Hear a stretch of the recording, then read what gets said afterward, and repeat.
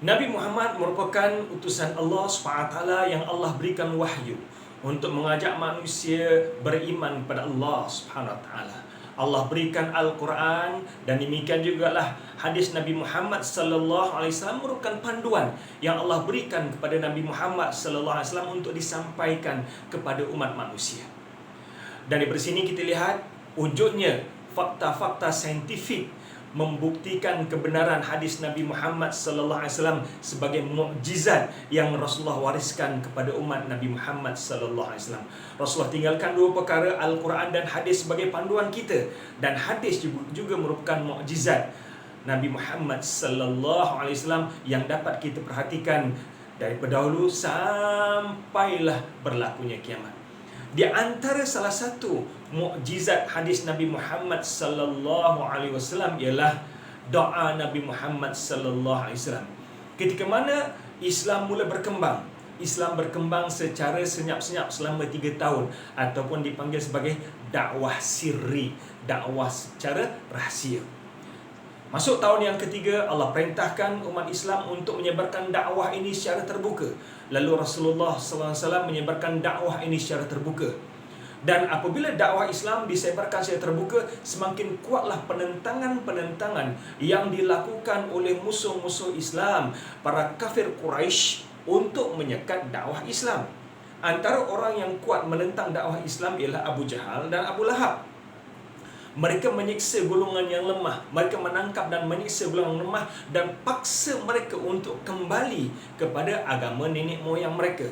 Namun demikian, ramai di kalangan para sahabat ini tetap cekal walaupun berhadapan dengan ujian demi ujian, siksaan demi siksaan, dan sebahagian di kalangan mereka telah pun gugur syahid. Dan orang yang pertama gugur syahid dalam sejarah Islam ialah Sumayyah, kemudian diikuti oleh suaminya Yasir. Dan di kali itulah Rasulullah SAW berkata pada keluarga Yasir, "Sabran ya ala Yasir, inna mau'idakumul jannah." Sabarlah wahai keluarga Yasir, sungguhnya janji untuk kamu adalah syurga. Tekanan demi tekanan ini menyebabkan umat Islam diperintahkan oleh Rasulullah SAW untuk berhijrah ke Habsyah. Namun sebelum berlakunya proses penghijrahan ke Habsyah ini, Rasulullah SAW telah pernah berdoa kepada Allah SWT.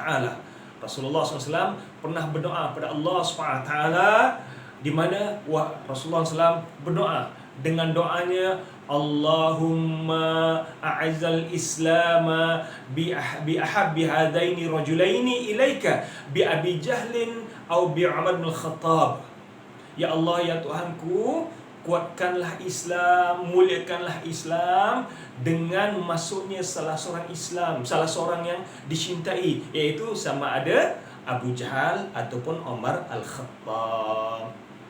Kedua-dua orang ini di antara musuh Islam yang paling ketat. Kedua-dua orang ini di antara orang yang cukup kuat memerangi umat Islam ataupun memusuhi umat Islam, menangkap dan menyiksa umat Islam.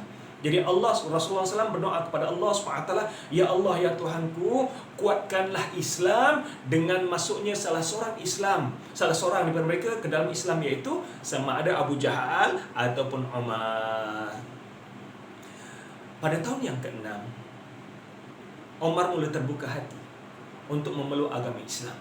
Kita akan bicarakan kemudian bagaimana proses Umar memeluk agama Islam. Cumanya Umar menerima hidayah Islam ini pada tahun yang ke-6. Pada tahun yang ke-6 setelah umat Islam berhijrah ke Habsyah, kemudian dengar berita Umar memeluk agama Islam, mereka kembali semula ke Mekah. The point yang saya nak sampaikan di sini ialah Umar menerima hidayah Islam dan memeluk agama Islam pada tahun yang ke-6 kenabian.